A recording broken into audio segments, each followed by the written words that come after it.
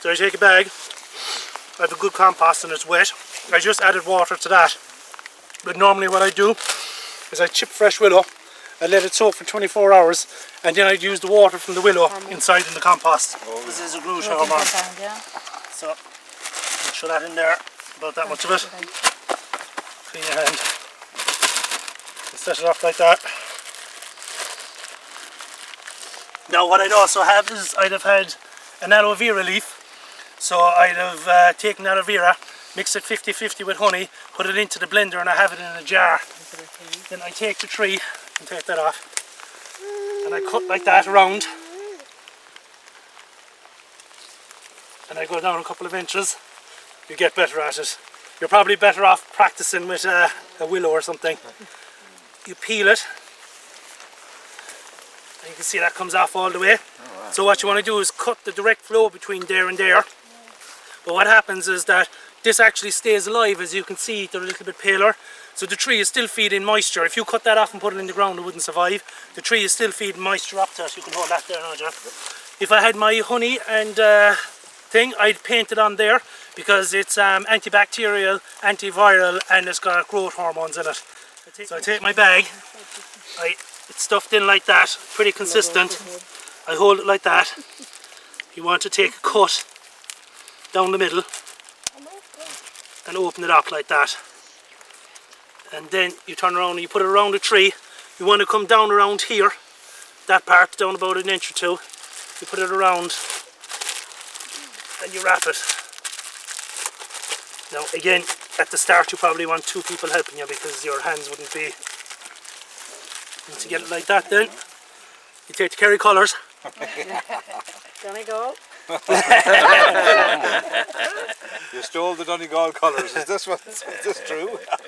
You wrap it round. We work together, not against each other. And then all you do is you just make sure that it's around it all the way by squeezing like that. You take your tape, put it on there, and you get the bag and you also get a bit of the tree so it doesn't twist around it. You said honey and aloe vera blended. Honey and aloe vera, yeah. We get the aloe vera leaf inside in the shop, so we just cut it and skin it and take the juice out of it. The only thing I do addition to that now is I have a piece of timber with about 4 or 5 screws on it, and I bang it, bang it, bang it, bang it, and it lets air in and around through it. And it's amazing, even if it's on in 9 months, this doesn't go dry. And then that continues to feed up. Now I've done it at different times of the year, but if you did it from about February on, what happens, because I did a bit more reading, and what happens is that as the tree starts to wake up and the buds start to come out, it sends a chemical down to the roots in order for the tree to get kick-started. But when it comes to the break here, it turns around and just starts forming roots. So that's it. How quickly will that process start, the root formation? See the very bottom one we looked at? Yeah. That was done in February with students from the Organic College, and in a month and a half, 6 weeks, the trees that are in the yard were cut off their roots on them. The roots that are on that now probably need to come off because as they start to go fresh in the bag too long, they start to die back. But I've had trees that have taken up to 9 months or 12 months for the roots to germinate. I have a sweet chestnut there, you can see the lighter leaves in the ditch. I do. That's all air pruning off of the original tree because I want to move it out of the ditch. So why not continue with rootstock? Why continue with rootstock? But why not? Why not just continue grafting? Because I want to bring the trees back to their original rootstocks so the tree has its best potential, and also because the tree can now be planted in a hedgerow or a ditch. Okay. So a rootstock is there to restrict the tree. Okay. So and it's designed for and rootstocks are used because they can't really take a seed and grow it and have the same apple. You want a genetic copy, so you need to put it onto something.